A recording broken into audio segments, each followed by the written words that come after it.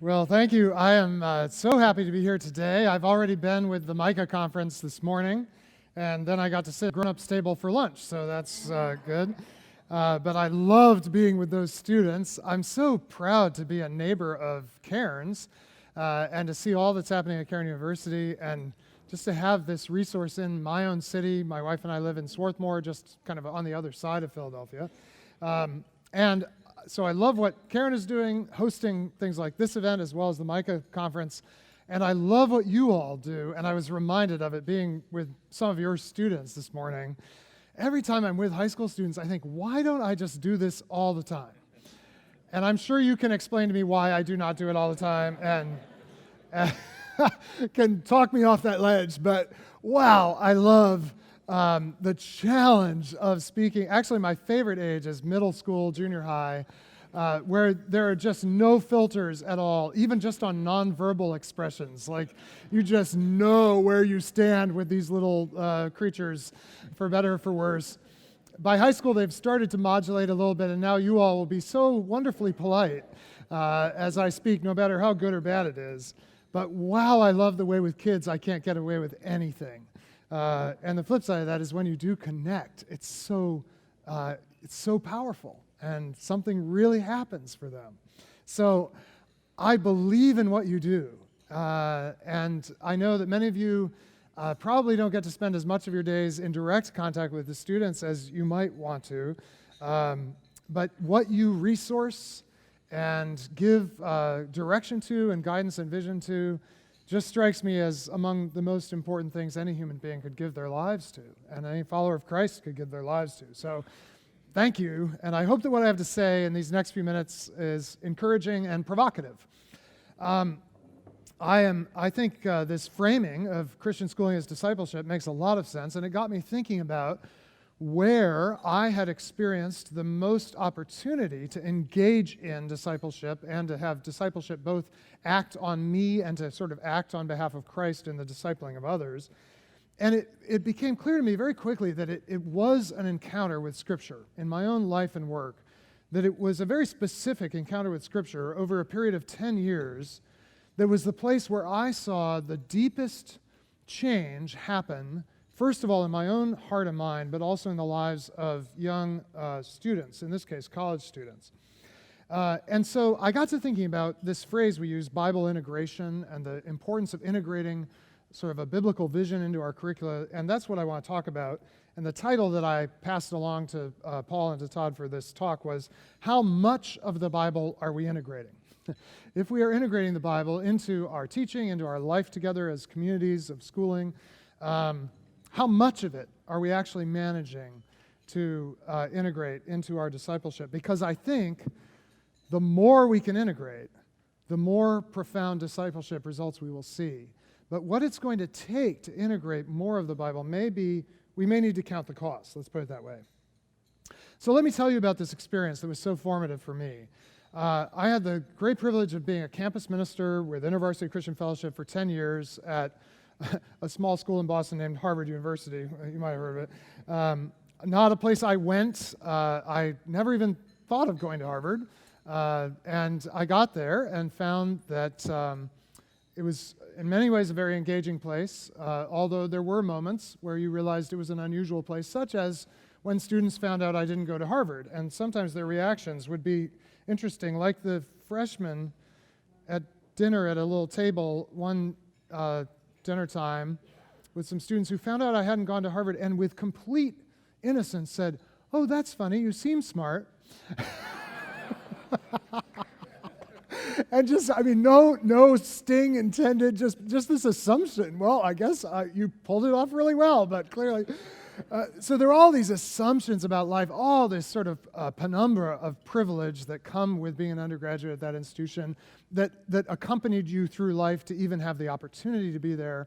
And so in some ways it was the most difficult place to imagine making disciples, because when you walk across the yard, Harvard Yard, on a fall afternoon, and everyone's young, healthy, beautiful, successful, and the leaves are just starting to change, and the sky is crisp in that New England way, you really do think, what more do we need? Like, do we need God here? I don't think so. This is working out great. And so to lure students out of that sort of satisfaction of having arrived against great odds at this place of great privilege and possibility, and to suggest there was something even better than Harvard Yard on an October afternoon was a real challenge. And yet at the same time, by the grace of God, God was amazingly at work in those years. The 1990s were the years that I was there. And what we did with students is, toward the end of the fall semester of their freshman year, we'd start inviting them to something. We would say, we'd like you to spend the next year in a small group study of the Gospel of Mark. And we are going to go deeply into this foundational text, very possibly the earliest of the four Gospels to be written down, the shortest of the four Gospels, in some ways the most edgy and dramatic of the four Gospels, and just see what we might learn about ourselves, about Jesus, about our world. And so these freshmen would come in the first day, and we would hand them a completely blank an 8.5 by 11 paper, not completely blank, but all that was on it was a typescript manuscript of the Gospel of Mark. So taking them out of whatever Bible they may have used, just using a very neutral English translation, no chapter numbers, no verse numbers, no paragraphs, no little markers as to where the text might have natural sense breaks, or no subtitles to tell you what you're about to read. And we said, all we want you to do this first week, we're just going to read the first half of this page, Mark 1 through the first half of the first chapter. And these students wouldn't believe that that was all we were going to study for 2 hours. And at the end of 2 hours, we would have barely scratched the surface of that incredible beginning, the beginning of the gospel of Jesus Christ, the Son of God. We'd stop right there, and we'd say, okay, wait a minute. What is this? What is this? This is not even a complete sentence. Mark's first words are not even a complete sentence. The beginning of the gospel of Jesus Christ, the Son of God. Why does he call it a beginning? What does he mean by this word gospel? And everyone would think they knew. And we'd be like, well, do you know what the word gospel means? Well, how do you know that's what Mark means? What does it mean to say Jesus? What's this word Christ? Is that Jesus' last name? His family name? You know, the Christ had a son named Jesus? What does it mean that this person, Jesus Christ, is being called by this writer the Son of God? Well, you can imagine. Now, the great thing was I got to do this year after year. And we'd have students bring all different colored markers and all different shades and shapes of pens. So over time, you would accumulate these notes. And this is my page 1 of my manuscript, which I used all 10 years.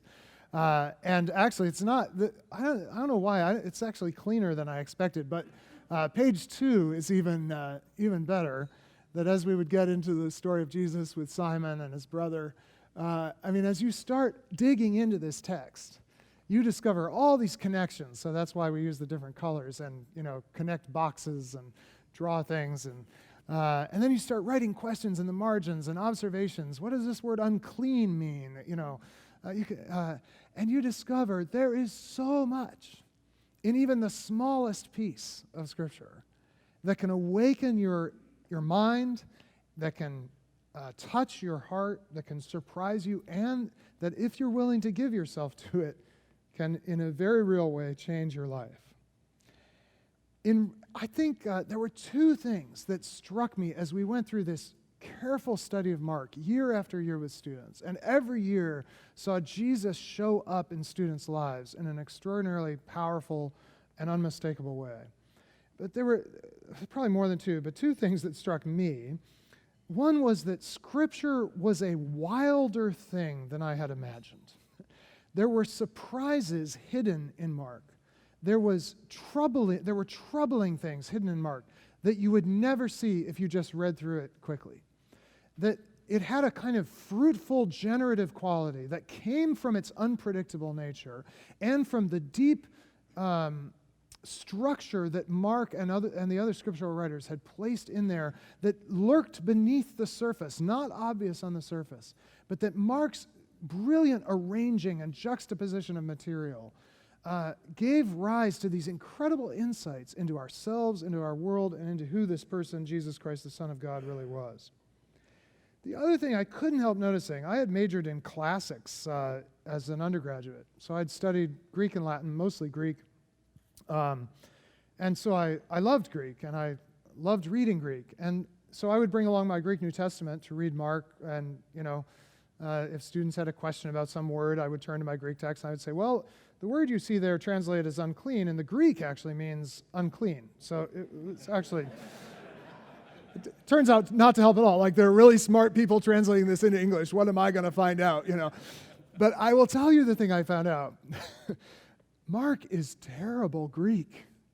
It's like really bad Greek. It sounds like some fisherman who probably didn't speak Greek as his first language, probably spoke some Aramaic or Hebrew dialect, was sort of trying to fit it into Greek. It's awkward. The sentences don't connect in the way they're supposed to. It ends, by the way, on a post-positive word, gar, the little word that when he says, "for they were afraid," the last line of the manuscript as we have it. Never supposed to end with that in proper Greek. And here's this clunky ending to the gospel of Jesus Christ, the Son of God, according to Mark. And it really challenged my unexamined aestheticism that said if something's really true, it's got to be elegant and fruitful and beautiful. Well, this was fruitful and it was beautiful. It was not elegant. It was hard. It was like going from Shakespeare to USA Today. And so I had to ask, what is it that makes this inspired in a way that Shakespeare is not? Because I've studied Shakespeare and I've studied great Greek literature, and there's lots to be found in those texts. Nothing like what we found together week after week, year after year in studying the Gospel of Mark. The riches that are there are unparalleled by any text I've ever studied closely. And yet it was so workmanlike, so simple, so raw. Maybe that was part of the power of it. Well, you do that for 10 years, and the great thing is not only do you end up with lots of cool colored scribblings, but it works its way into your life and into your imagination and your heart, and you just kind of learn it because that year after year you're going back over that text. So I want to tell you about the second time that Mark came in handy for me. It was much more recent. I was invited in an odd way to be a theologian in residence at an Episcopal high school. A high school that's still church-related. I'm going to not say which one it was, though you may be able to guess. It's not our local one here. But for a week, I was asked to be part of the life of the school, which is a great honor, and I had a wonderful, wonderful time. This is a school that's maintained its church identity, but not necessarily, doesn't have the mission, probably doesn't conceive of its mission in the way that you all would. But they did require a Bible class for their seniors, most of whom probably came out of some kind of nominal Christian background. And the teacher of this class invited me in for a one session. And he said, I think what I'd really like you to share is your experience of Jesus with these students. And I appreciated that invitation, but I said, I think given that I only have an hour, maybe I should share with you not my own sort of personal, whatever wells up from my, lower intestine or wherever those personal feelings come from. I think I'd like to just tell you a story about Jesus. So I narrated to them Mark 5. And fortunately, I didn't have to read it off the page because I've studied it so many times with these Harvard students. So I just told them about Jairus, the leader of the synagogue, who comes to Jesus, and his daughter is very ill, his 12-year-old daughter who's loved. And Jesus begins to go with him. And then this woman who's been hemorrhaging, ritually unclean, excluded from the community, finds her way through the crowd, touches Jesus. You know how this goes. And I just told them the story, and about a third of the way in, I realized none of these students had ever heard this story before. I really don't think any of them had ever encountered the story of Jairus and his daughter, and the woman who Jesus eventually calls daughter, and the way these two stories intersect and throw up kind of shockwaves in each other. And as I told the story, these high school students started leaning in. They had kind of started out in typical high school mode, required Bible class mode. They started sitting up, they started leaning, they started interrupting. When we got to the part where Jesus is back at Jairus' house and he puts all the mourners out, he says the child is only sleeping and he puts all the mourners out. This one guy raises his hand, he's like, why did he do that? This was his big opportunity to show what he could do. And I said, yeah, that's a very good question. Why did he do that? And sort of let him wrestle with, why does Jesus keep this a secret, that she isn't just sleeping, she is dead. Jesus is going to raise her, and yet he excludes the crowd from that knowledge. Only Jairus' parents and the three with Jesus know. Why? It was electric. And part of why it worked is that if you're a student at a highly privileged private high school, you're Jairus' daughter, and you know what it's like for your parents to love you that much, and you can imagine that pain, and you also understand what that level of cultural power and privilege feels like. But if you're a student in any high school, you're like the woman who feels a little bit on the outside of the crowd and who doesn't know if she can make her way through, and if she can get through, just wants to get what she needs and then quickly retreat without being brought to the center of attention the way Jesus does. In other words, you both know power and powerlessness. You know authority and vulnerability. And Jesus has good news for you no matter which of those sides you identify with. And by the end of the class, no one raised their hand and became a Christian. I don't know what will happen to these students. But they had an encounter with Jesus. And I couldn't believe the privilege that I got to be the first one to tell them that story. It's a wilder thing than we imagine, Scripture.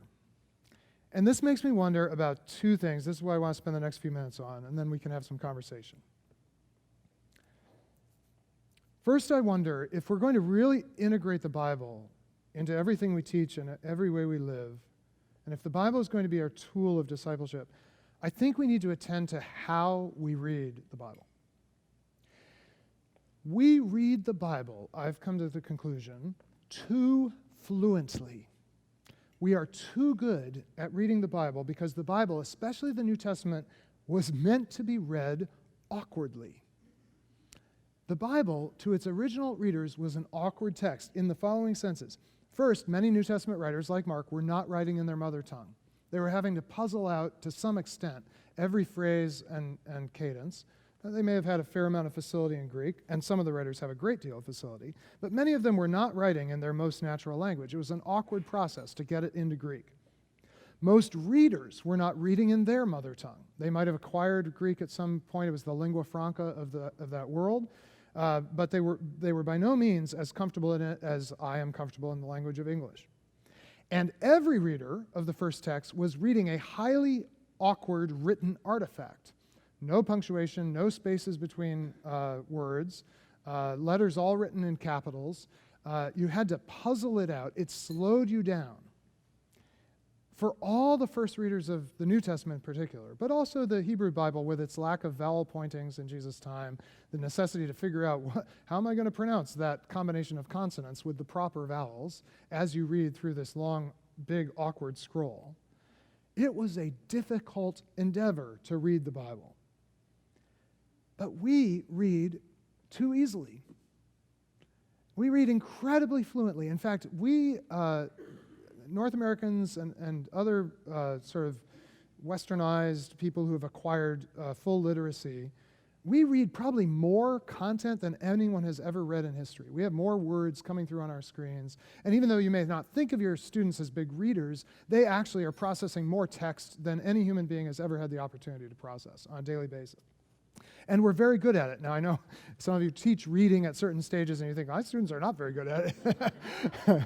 Nonetheless, compared to the congregations that gathered around to hear the first Gospels when they were written and read aloud, we read extremely fluently, and this causes us to read less well, perhaps, than anyone has ever read, because we do not attend to what we read. What would it look like to read more slowly? To slow down our ability to quickly process and move on and become confused by these texts in the way that all their first readers were confused. We, unlike earlier readers, do not read very bodily. Augustine moves to the city of Milan, is looking for a kind of intellectual mentor, and goes to meet Ambrose, the bishop of Milan. And he goes to meet Ambrose in his little cell, his like little room where he lives, and Ambrose is reading, and Augustine is so surprised by something that he writes it down in his Confessions. He says, Ambrose was able to read without moving his lips. Because in that time, pretty much everyone who read at least sub-vocalized. As they read a text in front of them, they at least made movements with their lips, often reading literally aloud, which would have made libraries, actually. The Library of Alexandria was probably a very noisy place with all these people reading texts aloud to themselves, even under their breath. The expectation in the ancient world was that you would not just see the text, you would hear it. Jewish and Muslim traditions of reading, even today, expect that the whole body will be involved when the text is read. So the Jewish practice of davening, of actually moving one's body in rhythms of reading and prayer, this was something I picked up as I was doing research for this talk. In the 12th century, this is a quote from Alberto Manguel's book, A History of Reading. He says, in the 12th century, the legal scholar and theologian Abu Hamid Muhammad al-Ghazali established a series of rules for studying the Quran in which reading and hearing the text became part of the same holy act. The most interesting rule I found was rule number 6, which was for weeping. And al-Ghazali said, if you do not weep naturally when you read the holy text, you should force yourself to weep, because the encounter with the sacred words of Quran should awaken grief in you. Your apprehension of the sacred words should awaken grief. Now, I don't think we have to take all of that on into our own Christian understanding of reading, but isn't there something to this idea that unless we bring the whole self, the whole embodied self to reading, if it becomes a merely almost disembodied act of just passing our eyes with very little effort over an evanescent text, maybe we're missing out on how to read. What would it look like to read slowly? What would it look like to read together rather than alone primarily, which of course means to read aloud? If we read that way, we might find that there's more to the Bible than we knew, that it has ways of forming us that we didn't anticipate. And it might be less a storehouse of just facts and ideas and perhaps propositions and even values, and more something that actually starts to transform our embodied life as individuals and our lives in a body of people. So I wonder if we're going to integrate the Bible, really integrate the Bible, we need to change how we read. And by the way, I think most students would love to be taught to read in that more engaged way than the disengaged way that we take for granted. Then, what we read. So not just how we read, but I think we also have to ask, if we're integrating the Bible, what are we reading in the Bible? I think a lot of us, when we think about biblical integration, have been tremendously helped by the framework of creation, fall, redemption, consummation. That is a very, very helpful theological framework that helps us locate our disciplines, our calling as Christians, our calling as human beings. I teach that stuff a lot. If I come to your school, I'll probably give some version of that, and I'm all for that framework. But if our understanding of biblical integration is a framework like creation, fall, redemption, consummation, we are so many feet above. It's like the 30,000, 40,000 foot view that we cannot see any of the interesting details that actually make Scripture the most fruitful. One of the things I think that CFRC framework most obscures is that the redemption move in Scripture actually begins in Genesis 12. Arguably, you might say, in Genesis 9, when God remakes his covenant with Noah and the creation after the flood. But certainly in Genesis 12, the covenant with Abraham is the moment when redemption re-enters the story. And so the whole rest of Scripture is not some linear creation, then the fall, and then we tend to think redemption happens when Jesus comes. No, the whole Old Testament is the juxtaposition of fall and redemption. The whole drama of the Hebrew Bible is the way that God's people are, on the one hand, supposed to be agents of redemption, but in fact are contaminated by and subject to the fall and recapitulate the fall. And so there's about 1,000 pages of fall and redemption that have to be held together in order to understand what's happening in the text. And that schema tends to overlook, frankly, it tends to overlook the whole Old Testament, even though the Old Testament is full of pictures for us about what it is to be the people of God in all of our contradictions and complexity. I think another framework we might add that would help would be if you added the framework of covenant making, covenant breaking, prophecy, and judgment.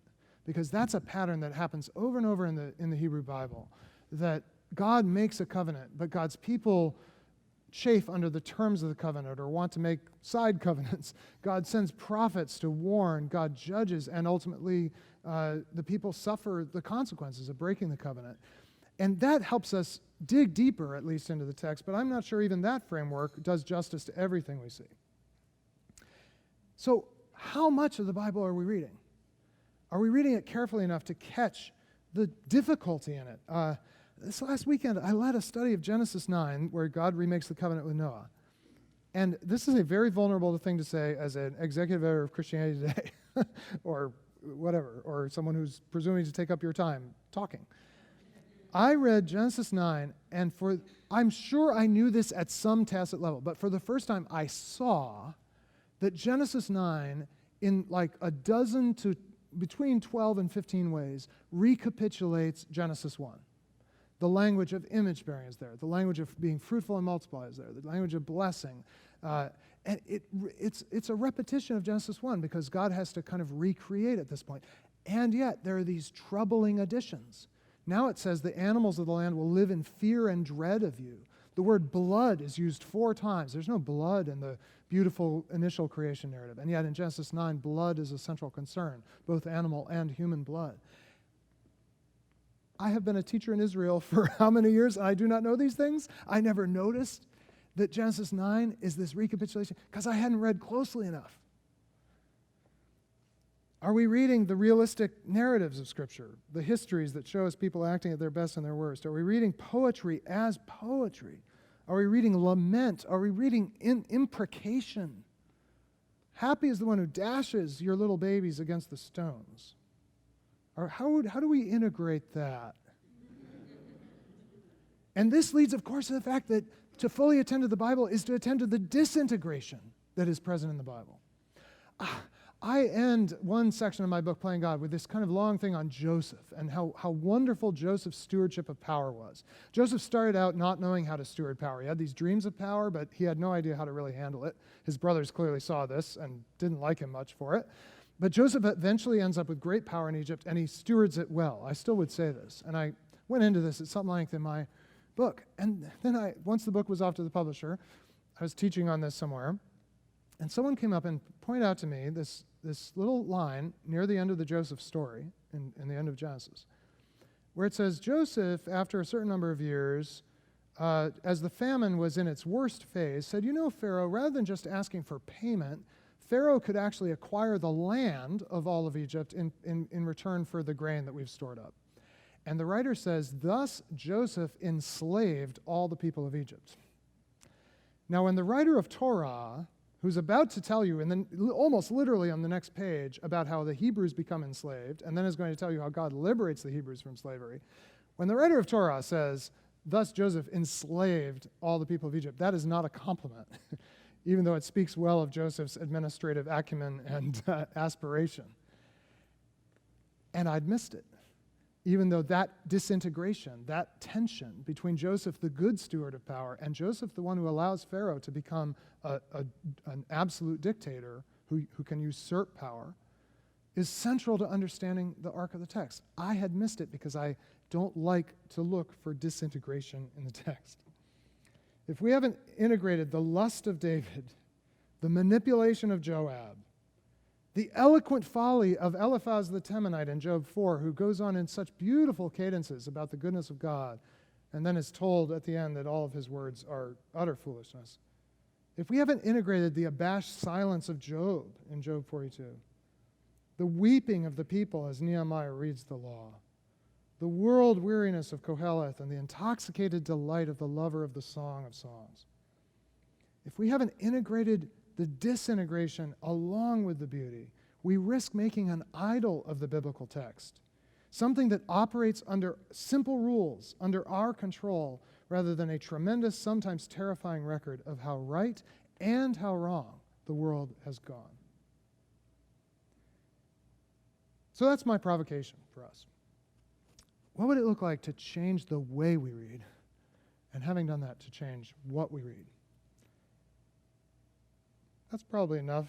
I had 2 more pages, but I'd rather have conversation. Let me just say this last thing.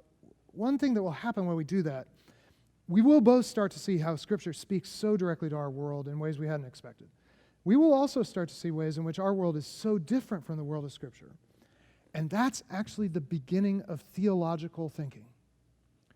Theological thinking, which is not just limited to theologians, starts when the people of God recognize a gap between the text that they love and have cherished and the world that they now inhabit. And they have to start wrestling with, how do I deal with this text I've loved and this world I find myself in? And there are many aspects of the world we find ourselves in that can't be simply mapped onto the biblical text. And so we have to start reflecting in a deeper way about what the Bible is trying to form in us so that we can respond to very new conditions and very new challenges in the world we live in. Isn't that what we want from education? And so we will end up saying with the people of God, how can we sing Yahweh's song in a foreign land? You cannot answer that question by just continuing to sing Yahweh's song louder and louder to yourself. Or perhaps, putting in your earbuds and just listening to the Safe for the Whole Family Yahweh song station on your earbuds. You've got to have sung Yahweh's song. You have to have recognized the land you're in, and then you have to start thinking theologically. And if there's one thing we need, it's for the whole church to start thinking that way. But we won't do it unless we first learned to sing Yahweh's song. And that's what integrating the Bible, I think, really is about. So, thank you for your time and attention, and I hope we can have some conversation about these things for a few minutes. Thank you.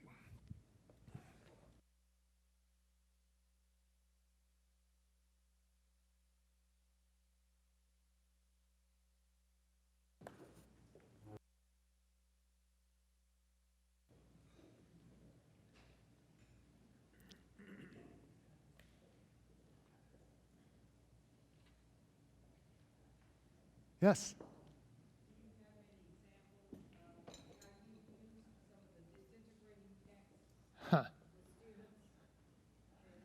That's really a challenge. It is. And all my instincts are to hide them. Even when I was teaching Genesis 9 this last weekend to an adult group of learners, I was reluctant to give them the whole text. Because it has some, when at the end, Canaan sees Noah naked, and Noah responds with this curse that has had all kinds of really dire geopolitical implications, really. I was like, I just wish we could pretend that's not there. I think, honestly, your students will find it on their own, and they know the world is disintegrated. So I honestly think the best thing to do is dive right in and admit perplexity. I don't know if that feels feasible in your context, but I think it's okay for us as teachers of Scripture to say, I find this part troubling. And maybe I'm meant to find it troubling. And sometimes we can observe, for example, that when Noah lets forth this stream of blessings and cursings, it doesn't ever say whether God authorized that or not. So that could be this fall redemption tension happening right in that interaction with his sons. Often, I think it's possible to see that, we're looking at the fault lines between fall and redemption when we see these troubling texts. There may be a few that are harder to account for that way, but do you want to, follow up? I was wondering if you had, I think it might be really helpful for us to particularly find some ones that we could use to help them think about. Yeah. Oh, yes. So if I had to pick one place to go, it would be all of Genesis. Because Genesis, first of all, is so foundational for the rest of Scripture. And it's so full of contradiction and tension. And the people of God doing things they are not supposed to do. So Abraham trying to pass Sarah off as his sister, the household gods that are apparently traveling with Yahweh's chosen people, and then the whole story of Joseph and his brothers. And helping students read the story of Joseph not as simply a triumphal narrative, but as this complex, tense back and forth with this young man who is marked out for leadership and yet really misuses and misunderstands his power. So I would say, man, I think Genesis, we just have to have Genesis in the hearts and minds of our students by the time they graduate from our schools, I think. Because it's the wellspring of the whole rest of the story. That would be my instinct.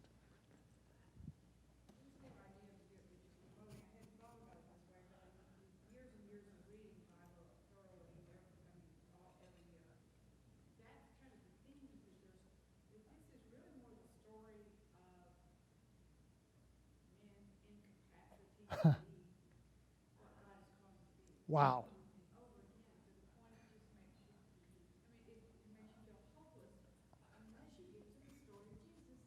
Yeah. Yes. Yes. And if you just skim across the high points where things go relatively well, you actually then miss how remarkable Jesus is, how necessary Jesus is, how high that peak is, the peak of transfiguration, how high that is off the floor of human experience, normal human experience.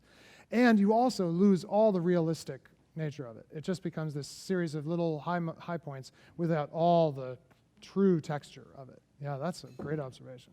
Yes? Ah.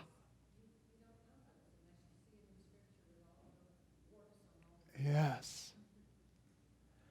But I have to believe this is not how most students in our schools would articulate what the Bible is for. I don't think they'd say it's to show us the pain, tension, tragedy, disappointment of life, and how merciful, gracious, and just God is. I think they would. I don't think they've been given that framework. We could do that. Other thoughts? Yeah. It's sad to see that so many of our students, they come from backgrounds that we can't even sometimes imagine. Yes. And if we are only highlighting those high points, Ah. then the Bible becomes something that they have absolutely Huh. no connection with. Huh. It doesn't resonate with their life. Wow. And I think that we really do need to show them, okay, Abraham, father of believers, but this is what he went through. Yes. Okay, Joseph, we see him as a prince of Egypt, but this is what he went through. Yeah. This is where he fell. Yeah. I think that's one way where we can make bridges between Bible and their lives. Yeah. Yeah. I think that's very helpful. And I think that's what happened for those Episcopal high school students was, they would more naturally, we would look at them and see them as Jairus' daughter, but they really identified with that woman, 12 years in exile. I think a lot of high school students feel that way. That's a place. And Jesus is for you, and he's willing to interrupt everything to be with you. In that moment of utter vulnerability, marginality, irrelevance to the larger project, Jesus is there for that person. Yeah. Yeah.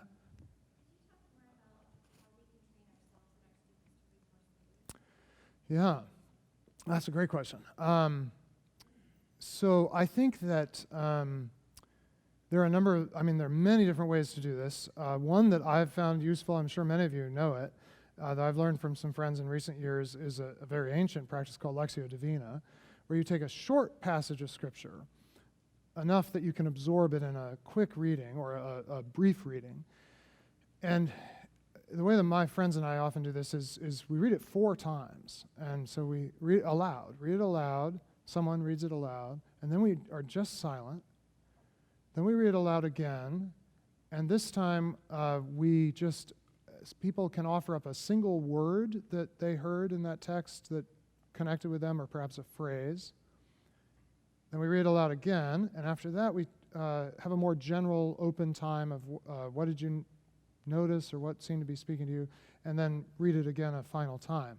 And man, by the 4th time, that text has completely changed its depth in how you hear it. The other wonderful thing about Lectio Divina is it puts the readers in the circle on sort of a level ground. There's not an authority there who knows how to interpret the text. We're all listening together. That's not the only way to read the Bible. It's certainly appropriate to be taught as well, but it's a good balance. And then I think reading aloud, I think memorization forces us to attend to the structure of text in a way that doesn't happen if we don't memorize. And human beings are capable of unbelievable feats of memorization if we would just ask them to try it. Alan Jacobs, who teaches at Baylor, makes his students memorize a poem. His freshman English students memorize a poem. And all of them believe they can't do it when they start. And at the end, all of them have memorized a poem, sometimes very complex poems. And it ends up being one of their most meaningful experiences as students. And that's just one poem. So those would be a couple ideas. The manuscript method is helpful because it takes away the apparatus of piety that surrounds our Bibles, and often all the helps our Bibles give us. That, by the way, if you've ever noticed, in study Bibles, from a design point of view, partly for logistical reasons, the biblical text is printed in very small, boring fonts, and all the notes and all this stuff are printed in beautiful color and like modern fonts, and it's like, ooh, there's where my eye wants to go. It's so distracting from actually attending to the text. So getting students out of those apparatus, I think, would be another very important thing. One more question or comment? Or? Yeah. Most of the students that come to high school, they have such a low level of Bible literacy Yeah. that sometimes you refer to something and they have absolutely no clue, just like your personal experience. Yes. Now, where do you hit the balance between reading slowly and then Ah. making them aware or at least introduce them to Yeah. stories in the Bible? Oof. You know, asking a journalist in a room full of educators an educator question, you're not going to get an insightful answer from me. You all will have better insight on that, how to balance that.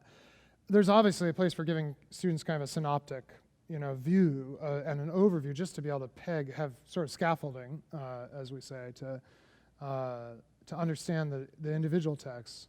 I think you'll have to do both, I'm sure. Have to give an overview, but all the I was going to say all the magic. That doesn't sound very Christian. All the blessing, all the blessing is getting down in the weeds. In my experience, there's very little transformative about hearing. Well, the Torah is the story of the calling of Abraham, the giving of the law, and giving just that framework. It is really as inspiring as a recipe is. A recipe is interesting to read, but it's nothing like food.